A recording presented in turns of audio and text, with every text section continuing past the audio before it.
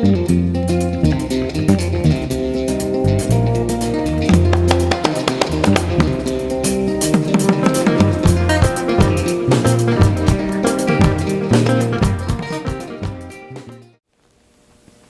my name is Stanley Heller. Welcome to The Struggle. The Struggle is shown on 21 cable stations from Vermont to New York City and 24/7 on the internet at thestruggle.org.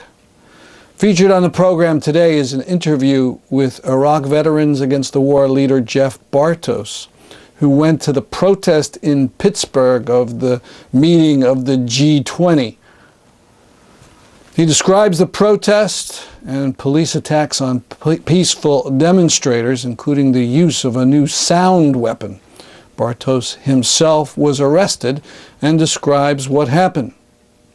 Then an interview I did at the Hope Out Loud Festival in Hartford, Connecticut, with Beth Angel of Connecticut Single Payer Action. She describes an alternative to the Baucus plan and to Obama's public option: single-payer, universal health care. Then radio commentary from Glenn Ford of Black Agenda Report, who talks and announces a new initiative, a demonstration in Washington, D.C. coming up in November called Black is Back. We open with a D.C. protest of Obama, not from the teabaggers, but from the left, from people disgusted with his expansion of the Afghan war, many of whom chose to be arrested in protest. The video is courtesy of TheRealNews.com.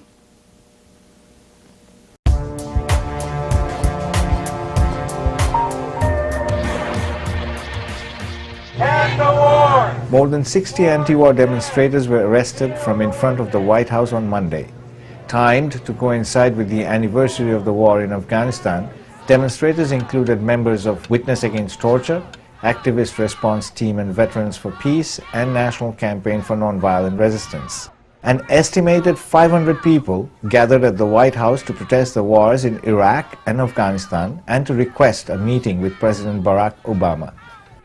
Some of the demonstrators chained themselves to the White House fence and some lay prone on the sidewalk, while some even demonstrated the gruesome nature of waterboarding as others demanded an end to the wars.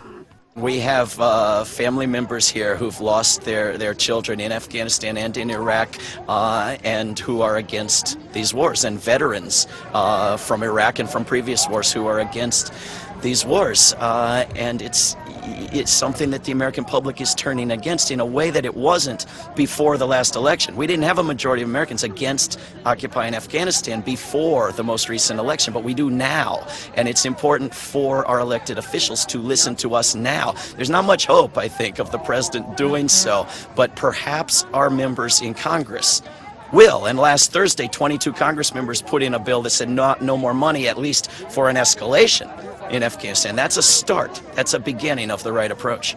This is marking yet another anniversary of the invasion of Afghanistan, and we're here to say that we voted for this president because we want an end to the wars in Iraq and Afghanistan. They're actually talking about sending another 40,000 troops, and we're saying that's insane. So we're here to say healthcare, not warfare. We need this money at home for education, healthcare, infrastructure, fixing our country, and we should put money into Afghanistan for the needs of the people and not for more warfare. We're also concerned that Guantanamo is still open. Bagram is still a prison where people have no due process. We want a different face of the American people towards the rest of the world. We thought Obama was going to do it. It's a lot of pretty words, but we want action. Here we are talking about a reform of the healthcare system in the United States.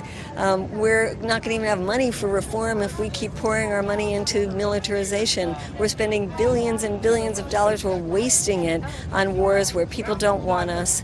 And we could be putting that money into a really good health system that provides health care for all in the United States. The action against the wars was planned for this date because we're about to go into the 9th year in Afghanistan, and we think 8 is more than enough. The health care issue has been on the agenda, but we didn't know that there would be this press conference this morning. It simply worked out that way, and worked out well, I think, because a majority of Americans are on the right side on both of these issues, and yet rarely do you get to make the connection. There's no bill in Congress that says take the money from the wars, give it to the healthcare. There should be. It could be done.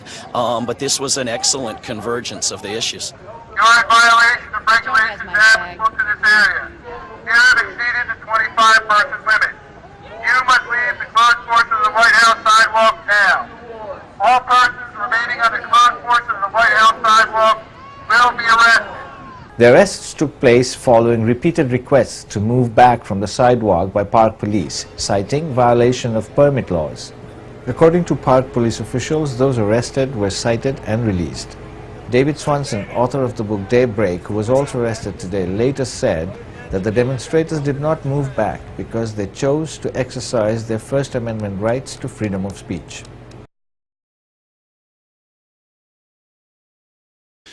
First, give us some background. What is this G20 thing?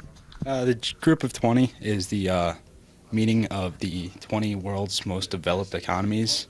It's the meeting of their finance ministers and occasionally their leaders. And it's a collection of, it's like the economic balance of what they think drives the world. So. Well, that sounds good. World's in trouble economically, but you went out there to protest, and why? Personally, I don't think that 20 people should decide the fate for 6 million.